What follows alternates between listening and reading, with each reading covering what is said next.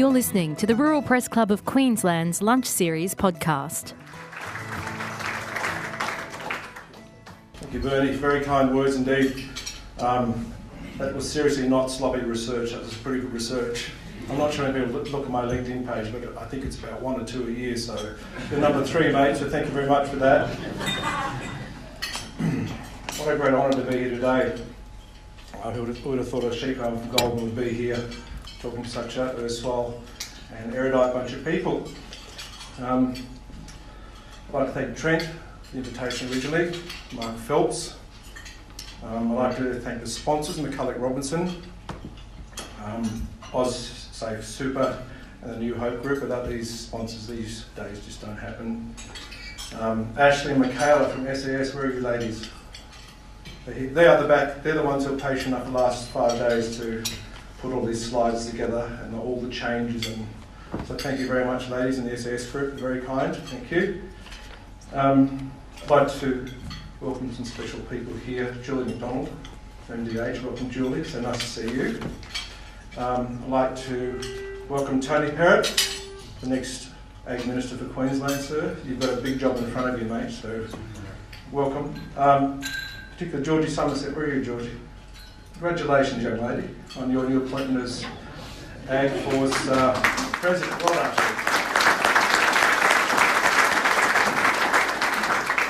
I see a lot of friendly faces here, so forgive me if I don't mention everybody, but thank you for coming, and it's lovely that you're here. And allow me to discuss this highly prescient and contentious topic of farmers driving animal welfare. I'm not very good at driving these things, so if I make a mistake, please forgive me. Most of us have been influenced by animal welfare in the past or currently. So let's have a word from the past. Great opportunity for Australia once again to market their beef. Welfare is going to become a big global issue, and if Australia can lead the way, I think it's a good opportunity for us to push home another price point as well. So we're really excited, and hope we really kick some goals for us, Chick. Thank you. Okay. Clark, that's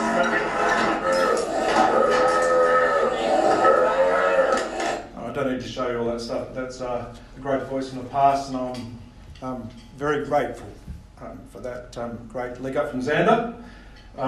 He saw the problems we had in the sheep and wool industry and made sure that the beef industry didn't make the same mistakes, and so his legacy is still with us today. Okay, where did animal welfare start? Why is it so important? Why is it such a big issue? And I would just like to make mention, maybe it started here. Anyone here old enough to remember Bambi? Put your hand up, don't be afraid. Yeah. I remember being a child and being shocked at the opening scene when Bambi's mother got shot. I thought it was a pretty poor shot actually, but anyway. But it sort of stuck with me as where it started, where the filmmakers realised very quickly that animals are much more powerful than humans.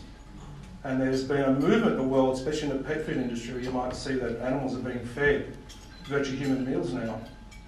You go to Uncle Ben's and you'll see meat to veg or wherever it is. It's a big movement, and the movement's called anthropomorphism, when animals are becoming humans. And for 2 generations now, children have been programmed that animals are humans.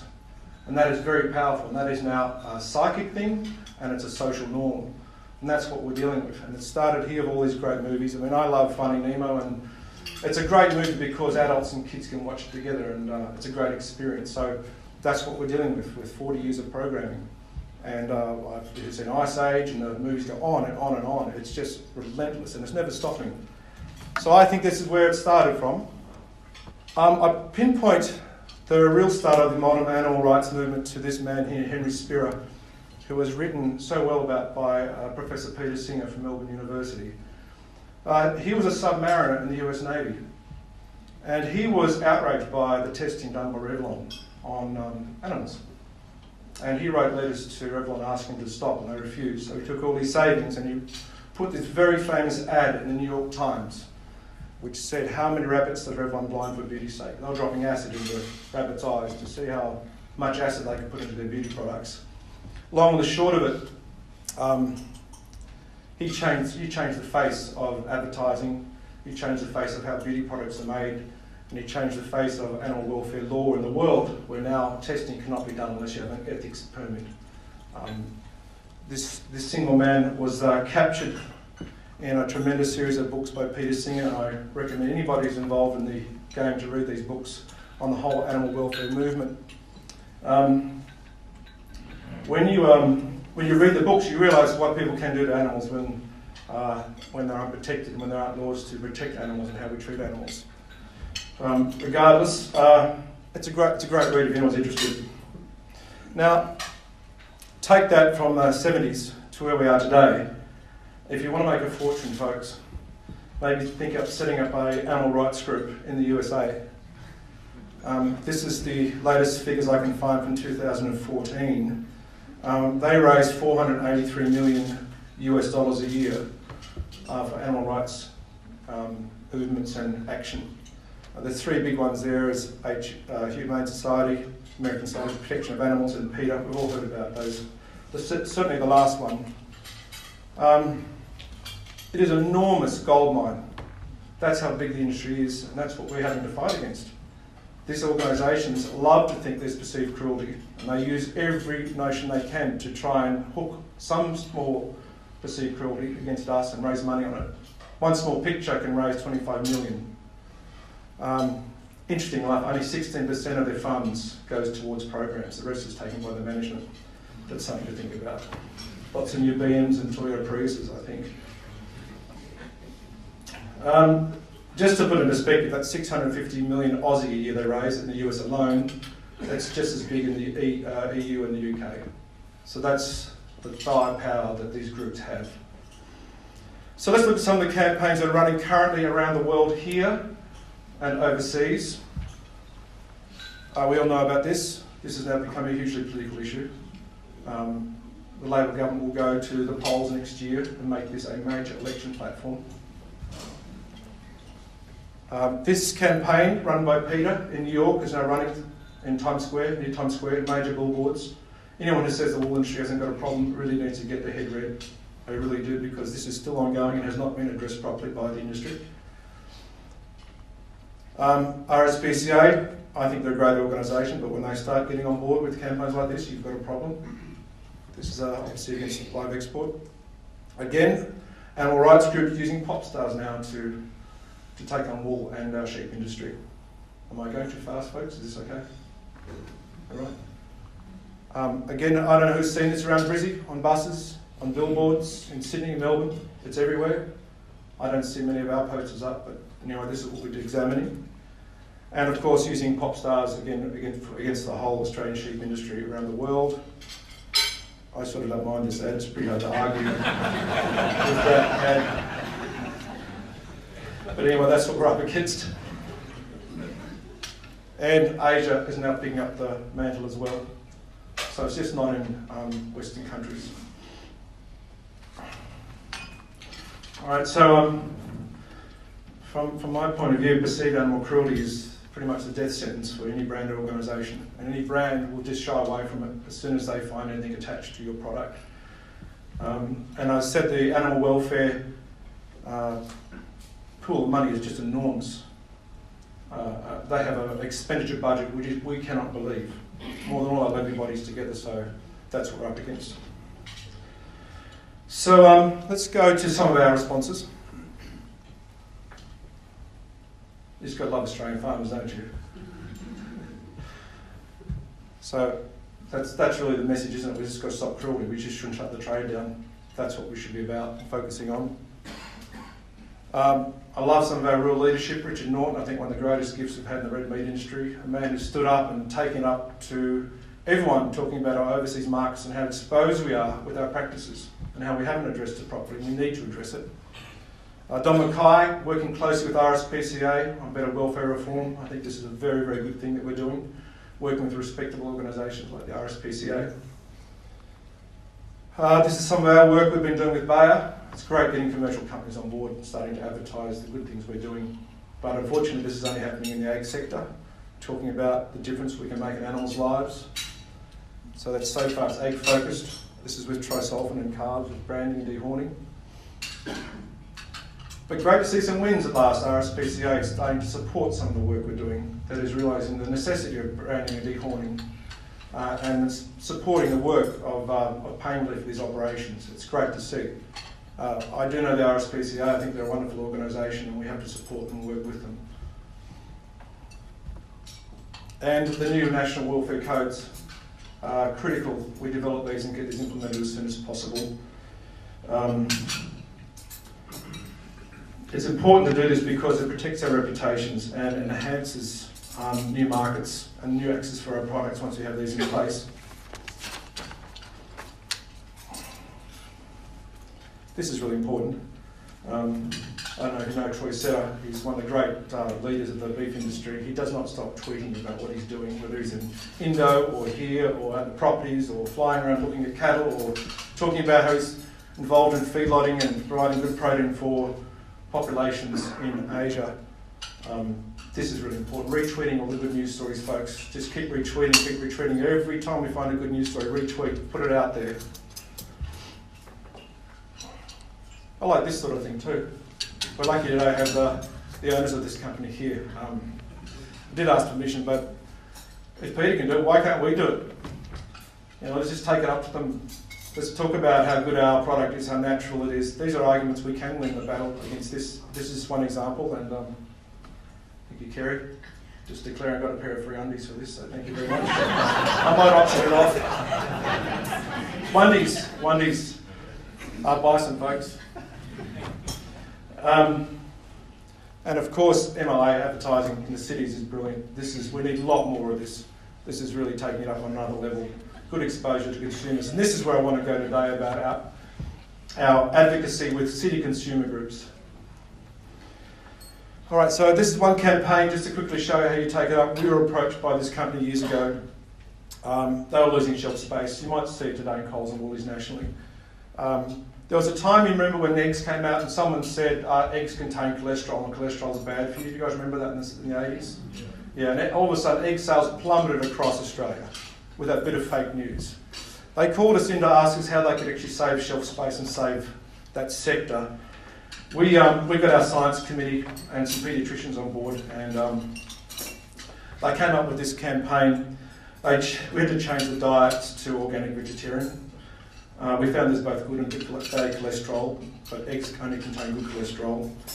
Our researchers most importantly found out for young mothers that if you feed your children eggs for breakfast, it releases a slow-release protein that allows their brains to stay alert and attentive until lunchtime, as compared to breakfast cereals, which is a 1 hour hit.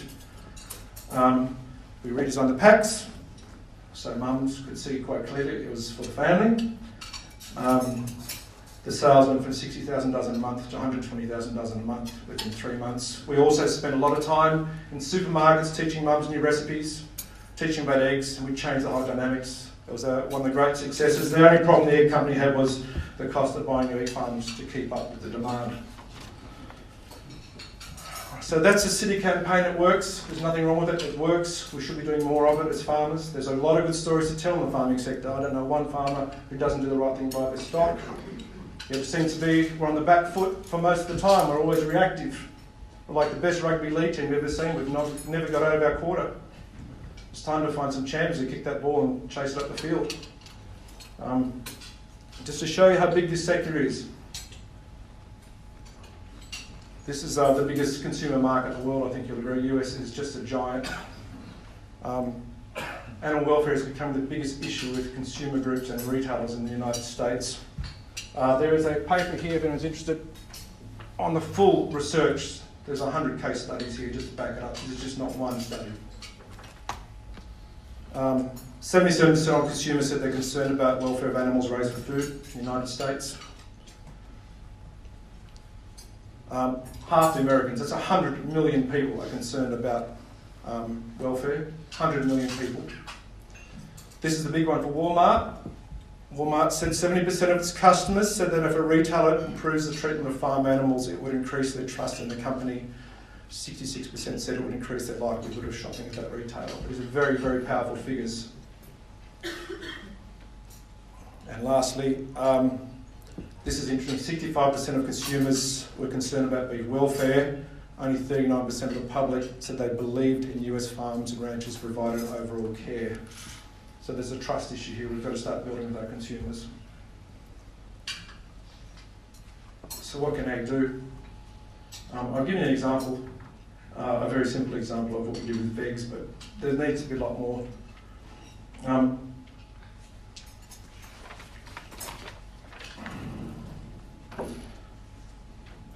So look, I asked my marketing team to put some ads together that we should be putting up in cities here in New York, London, Paris, just to start putting up some. I mean, I think we should be matching animal rights promotion with our promotion. This is a full-scale Cold War, folks. This is about the hearts and minds of consumers, and the battleground is totally dominated by animal rights groups. They're there, we're not there. They've got the whole space, we've not stepped up and taken it up to them. And we have to do this.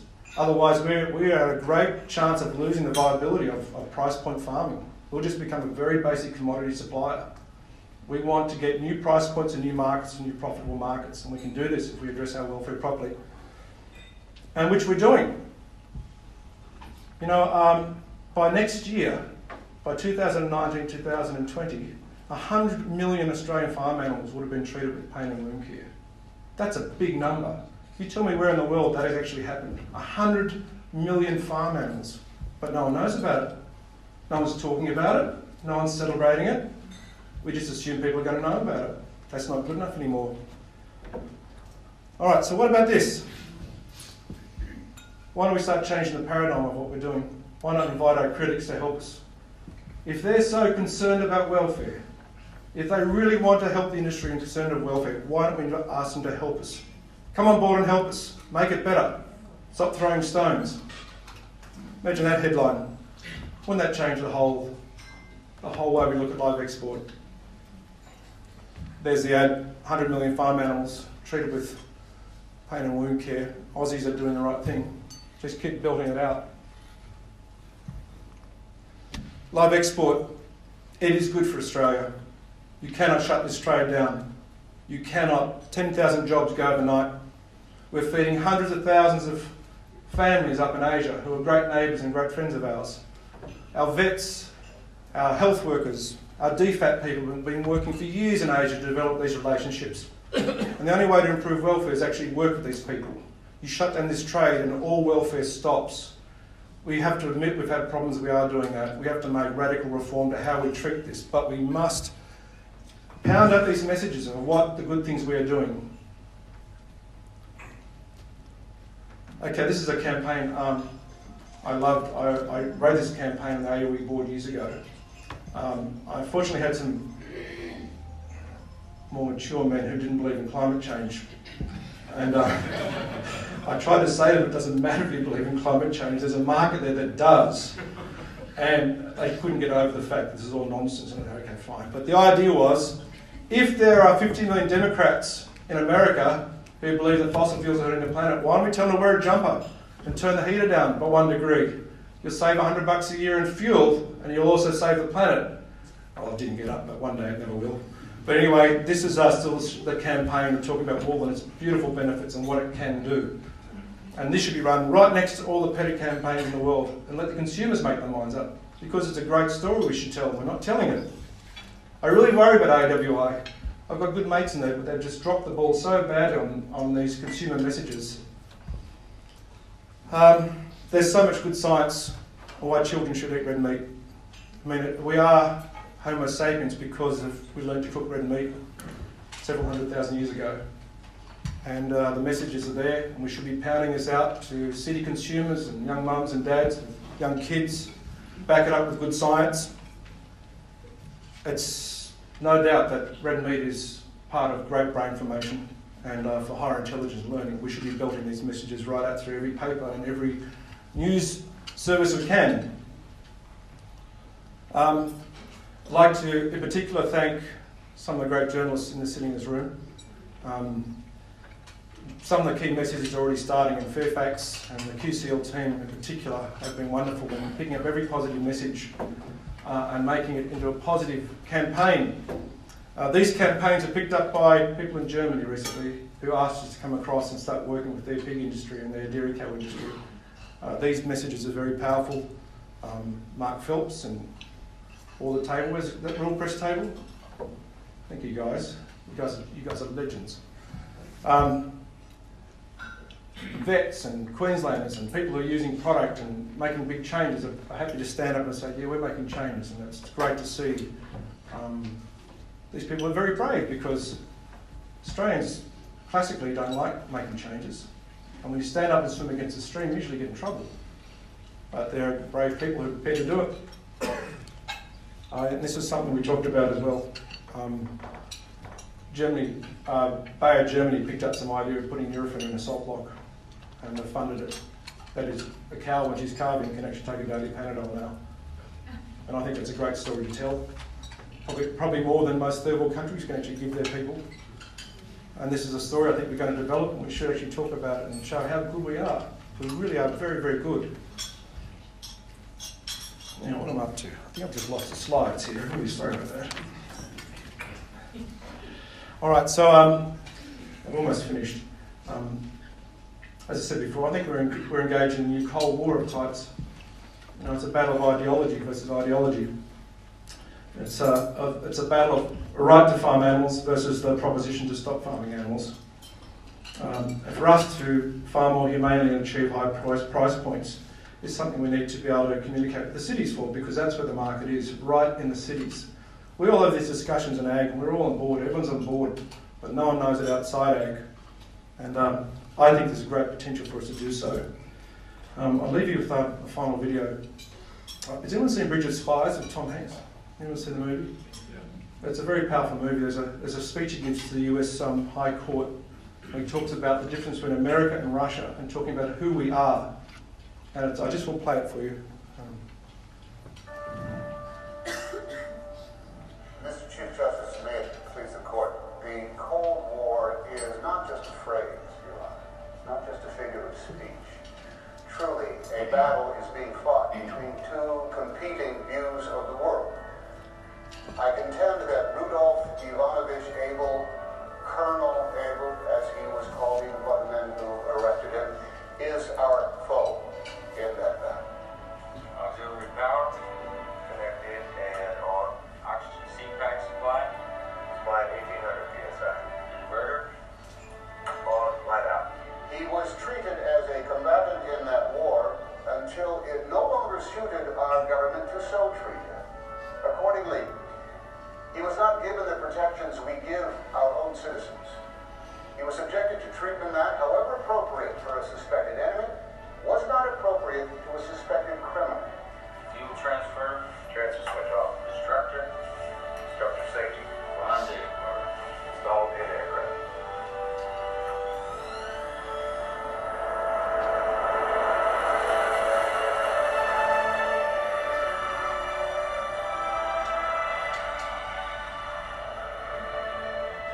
I know this man. If the charge is true, he serves a foreign power, but he serves it faithfully. If he is a soldier in the opposing army, he is a good soldier. He has not fled the field of battle to save himself. He has refused to serve his captor. He has refused to betray his cause. He has refused to take the coward's way out. The coward must abandon his dignity before he abandons the field of battle. That Rudolph Abel will never do. Shouldn't we, by giving him the full benefit of the rights that define our system of government, show this man who we are? Who we are?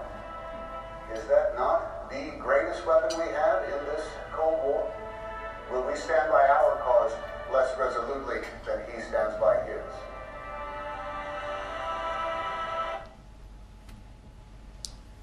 So will we stand by our cause more resolutely than opposition? Or we have to?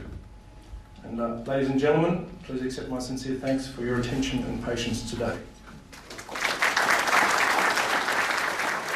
You've been listening to the Rural Press Club of Queensland's Lunch Series podcast. To book a ticket to our next event, visit our website at ruralpressclub.com.au.